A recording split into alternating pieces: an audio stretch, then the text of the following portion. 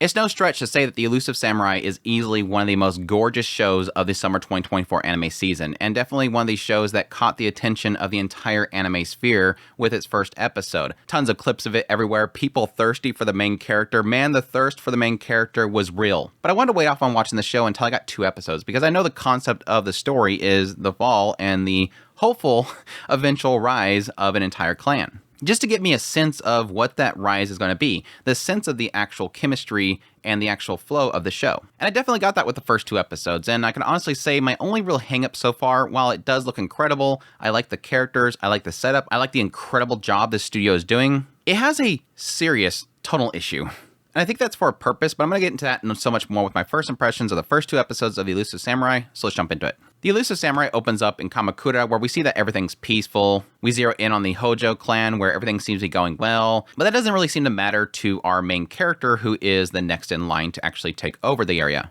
And that's Tokiyuki, who's known as pretty much the elusive prince. He's very good at running away from things. You get a sense that this entire clan or this family is just known for being able to flee from responsibilities and get away from things. Eventually, Tokiyuki ends up running into this Shinto priest who gives him a prophecy, a really vague prophecy that he's going to be a hero in the future. Claims that he's there in order to pray for the protection of the land itself. And then eventually everything kind of hits the fan. We find out the Ashikaga family has betrayed the Hojo clan and pretty much wiped out their entire army, and they eventually come back and decimate all of Kamakura. Well, Tokiyuki is pretty much the last surviving member of the family, and the Shinto priest shows up, says that his father told him to take him and escape with him, all for the hopes that Tokiyuki would eventually rise up, gain allies, and come back and reclaim his land. Tokiyuki at first is not able to accept this. He claims that it would be more honorable for him to actually die along with the family. And when the priest says, okay, go ahead and do it, and kicks him out in front of all these soldiers, Tokiyuki pulls off what he usually typically pulls off, his ability to be elusive, and pretty much dodges all the attacks and flees. While Tokiyuki wants to die an honorable death, he also seems to enjoy riding on the line between life and death. And what follows this is that this priest, Yoishige, brings Tokiyuki in on a plan in order to essentially flee and gain allies and basically play a game of tag in order to take down their foes and eventually rise up. And we get an example of that in the second episode where Tokiyuki is now joined with more allies, and they end up getting their first target, who is actually Tokiyuki's uncle. See, Tokiyuki's uncle actually sold out the first prince, and when he didn't gain any favor by betraying the family, he sought out to find Tokiyuki. So Tokiyuki ends up luring it out, and that's when we kind of find out the skill of Tokiyuki, which is, again, evasion into the point in which all of his allies can come in and strike. And that's pretty much the setup so far. Tokiyuki fleeing with the Shinto priest,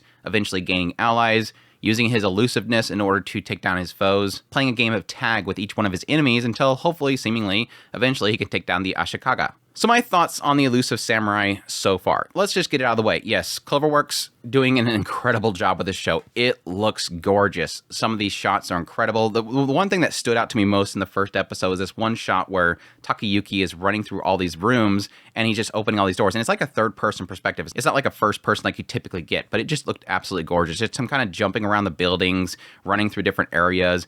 It just looked way too good.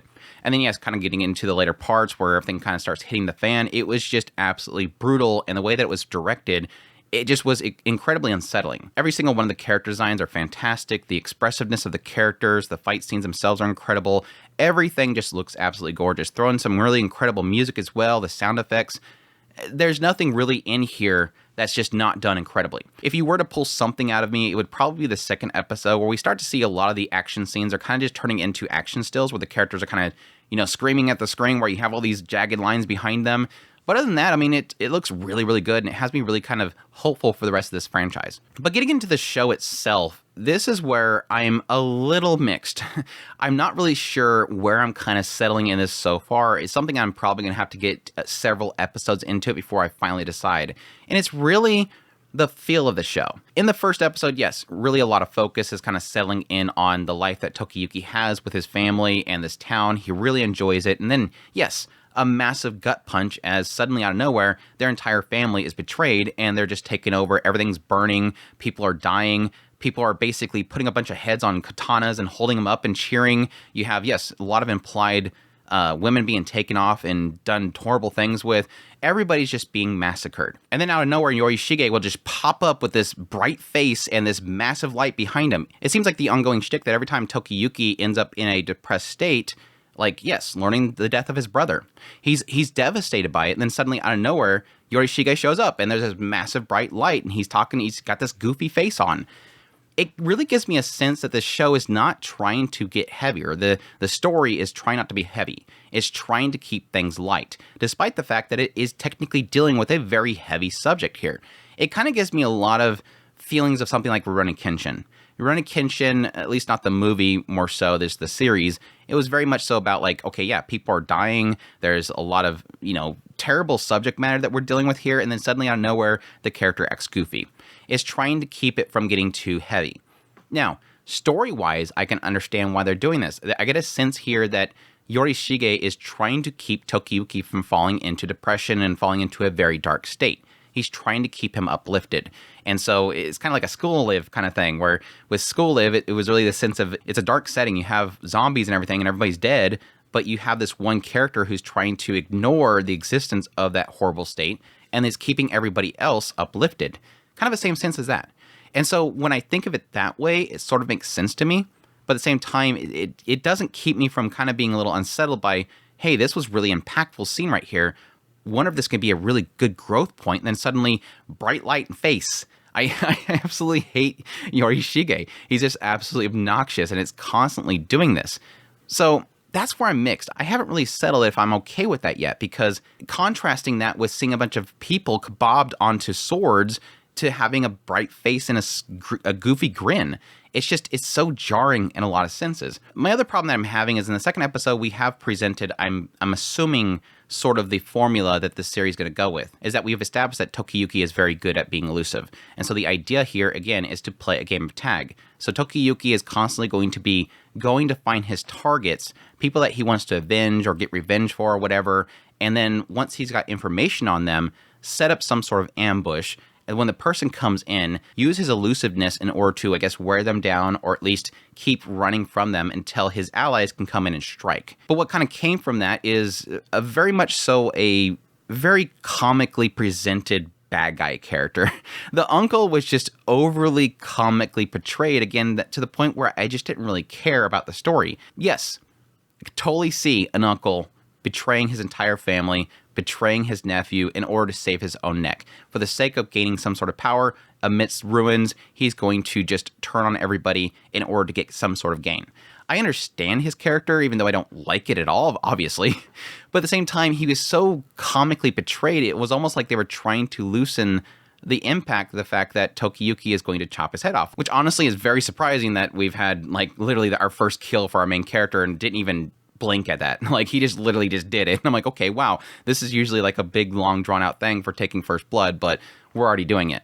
So I guess mad credits from that. But again, it was less impactful because he was just made out to be just this Oni that's going around with this goofy-looking face on. It's just kind of in that area where I just need to kind of start focusing on the show being, again, like more of a comical Rurouni Kenshin rather than it being a very serious drama, like period piece type of story. Just like I joked about earlier, Tokiyuki, the thirst for that character is just real, which I understand people because it seems like there's these little moments where he gets angry or worn out, and then suddenly he's got this massive blushing going on. It's like, you kind of know what they're going for there, but I'm not really sure if that's something that's present in the original source material or not.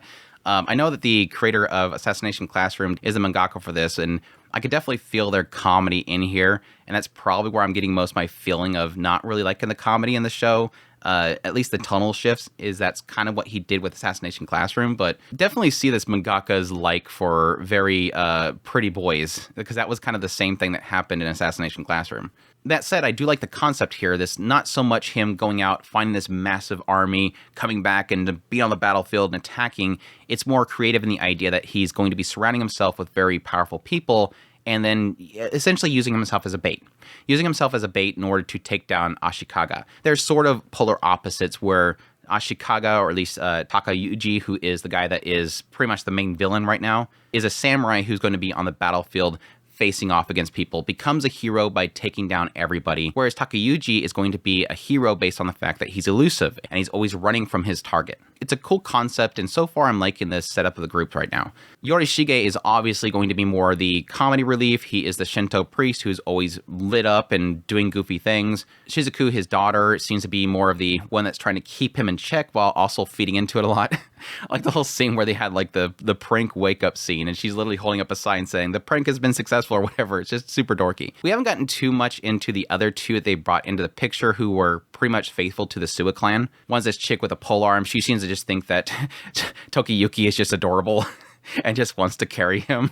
And Kojiro seems to be like, yeah, this seems kind of off, but sure, that's our job. We're going to protect him. I was kind of expecting there to be a little bit more pushback for them joining. But again, that kind of goes back to that whole idea of being honorable and following a clan. Whereas, yes, everybody else so far is just betraying the Hojo clan. It seems like these people are actually faithful. But yeah, that's my thoughts on the Elusive Samurai. Really loving it so far. The first 2 episodes were just absolutely fantastic visually and the directing wise, presenting the story. I like the concept, but again, I'm just going to have to struggle personally with the tonal shifts and everything that's happening in the show, but we'll see where it goes from here. But I hope you guys enjoyed this video. As always, if you did, hit that like button down below, comment, let me know what you think of the series, or if you're going to be checking it out. Additionally, if you're new here, make sure to subscribe before you leave. I'm doing first impressions of all the shows of the season, so definitely stick around. Additionally, if you like this content and you want to support channel more, I have a Patreon link, tips, links, everything, membership button below. Greatly appreciate it, it does. Y'all take care.